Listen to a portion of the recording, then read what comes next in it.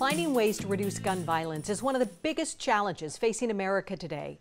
In California, a Democrat-backed bill would impose an 11% tax on top of an 11% federal tax on gun and ammunition sales.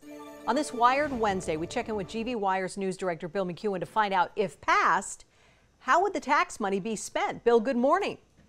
Good morning, Kim. This is a very interesting subject, and at GV Wire, we regard gun violence as a big issue in America. So we track it and try to report on it from both sides, from both perspectives. Thanks for having me on this morning.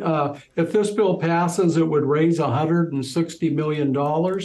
And kind of the rationale for the bill is that the average gun violence homicide in California costs taxpayers about $2.5 billion. So the idea is with higher taxes on guns, perhaps there would be fewer guns bought in California. And also, I think if someone pays more for a gun, perhaps they would take better care of it, take extra steps to make sure that it doesn't get stolen. That's the Democratic idea. Of that $160 million it would raise, $75 million would go for gun violence prevention programs in California. $50 million would go into mental health services and improve school safety measures. And then $15 million would go to the State Department of Justice to aid in the seizure of illegal guns, gun tracing, and the like. So it's a pretty robust bill. Okay, so on one hand, it sounds like it could really help maybe with crime. But what are the bill's opponents saying about this? So primarily we have people, organizations like the National Shooting Foundation, the NRA, the California California Waterfowl Association. And they're saying that, you throw a sales tax on top of this.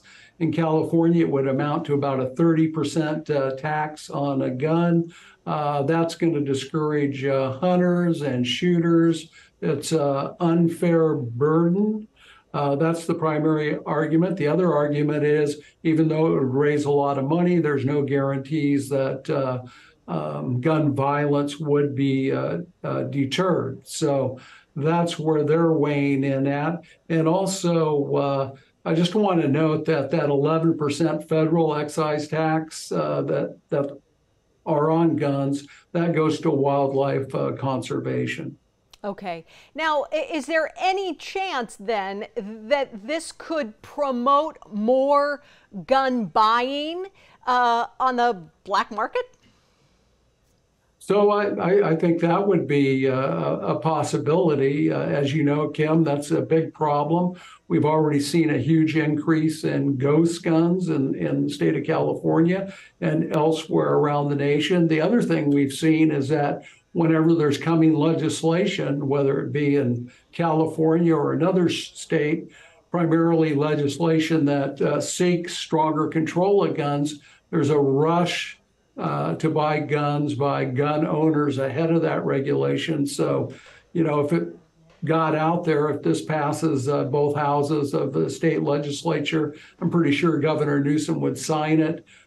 People would pay attention and probably buy more guns, hoping to evade this tax. All right, well, we will follow this legislative journey for sure to see what happens. Bill McEwen, thank you very much joining us from GV Wire on this Wired Wednesday morning. Thank you. Thank you. We'll be right back.